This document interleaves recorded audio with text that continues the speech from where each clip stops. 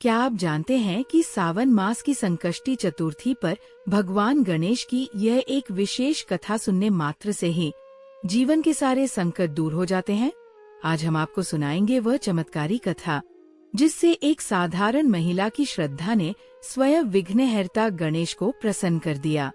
तो चलिए इस पावन अवसर पर इस दिव्य कथा को सुनते हैं पूरी श्रद्धा के साथ। संकष्टी चतुर्थी हर माह आती है, लेकिन सावन महीने की संकष्टी चतुर्थी का विशेष महत्व है। ये व्रत गणेश जी को समर्पित होता है, जो विघ्नहर्ता और बुद्धि के देवता माने जाते हैं। मान्यता है कि इस दिन व्रत और कथा श्रवण करने से सारे कष्ट, रोग और दरिद्रता दूर हो जाते हैं। बहुत समय पहले की बात है, महाभारत काल से भी पूर्व एक महान राजा थे, जिनका नाम राजा सूर्यकेतु था।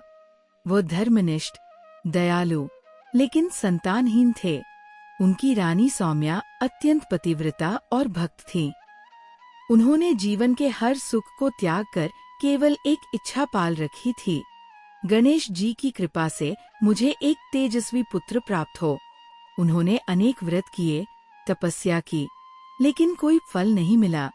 एक दिन एक वृद्ध तपस्वी उनके महल के द्वार पर आए।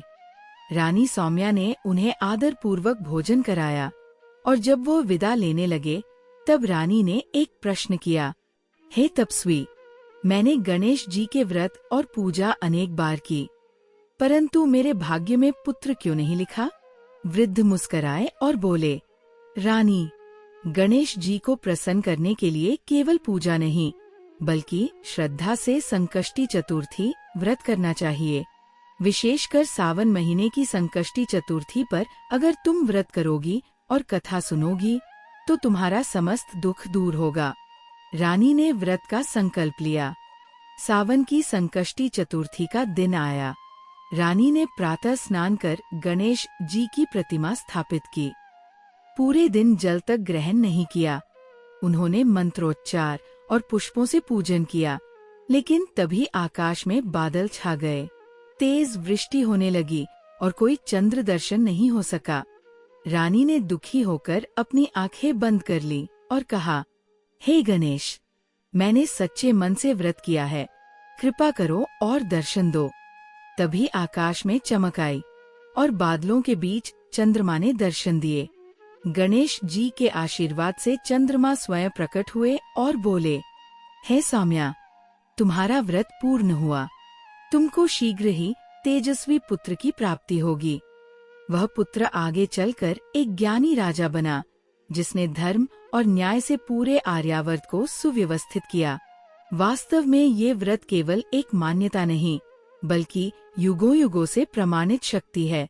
गणेश जी ने अनेक बार भक्तों की रक्षा की है। एक भक्त कभी खाली हाथ नहीं लौटता, चाहे वो जंगल में हो, शहर में या किसी मंदिर में। श्रद्धा ही उसकी शक्ति होती है। एक ग्रामीण महिला, जिसका नाम रत्ना था, सावन मास में हर वर्ष व्रत रखती थी। उसका पति रोग से ग्रस्त था। एक दिन वो गहरी बारिश में भीगते हुए पेड़ के नीचे बैठी रही और भगवान गणेश की कथा सुनती रही। उस दिन गणेश जी ने उसे स्वप्न में दर्शन दिए और बोले, रत्ना, तेरा प्रेम ही मेरी सच्ची पूजा है। तेरा पति अब स्वस्थ रहेगा। सुबह जब वो उठी तो देखा कि उसका पति बिना किसी पीड़ा के गहरी नींद में सोया था और कुछ ही दिनों में वह पूर्ण स्वस्थ हो गया।